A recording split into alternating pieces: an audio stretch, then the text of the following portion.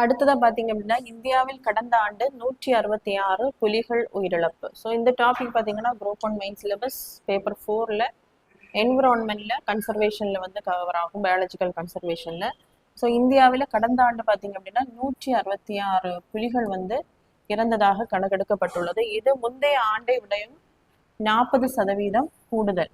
So நாட்டிலே பார்த்தீங்க அப்படின்னா புலிகள் மாநிலம் அப்படின்னு சொல்லக்கூடியது மத்திய பிரதேச மாநிலம். ஸோ இங்கே தான் அதிக அளவில் வந்து புலிகளானது இருக்கு. ஸோ அதனால தான் மத்திய பிரதேச மாநிலம் புலி மாநிலம் அப்படின்னு அழைக்கப்படுது. ஸோ அதிகமாக இருக்கிறதுனால பார்த்தீங்க அப்படின்னா 55 புலிகள் வந்து இங்கே இறந்திருக்கு. தொடர்ந்து பார்த்தீங்க அப்படின்னா மகாராஷ்டிரம், கேரளம், அசாம் போன்ற மாநிலங்களில் முறையே 38, 13, 12 புலிகள் வந்து இறந்திருக்கு. ஸோ இதற்கு என்ன ரீசன் சொல்றாங்க அப்படின்னா, இப்ப புலிகள் பாத்தீங்கன்னா நம் நாட்டினுடைய தேசிய விலங்கு. ஸோ இதனுடைய உயிரிழப்பிற்கு காரணம் அந்த புலிகளுக்கு இடையே அந்த அதிகார மோதல் தான் அப்படின்னு இந்த இதுல வந்து சொல்லியிருக்காங்க.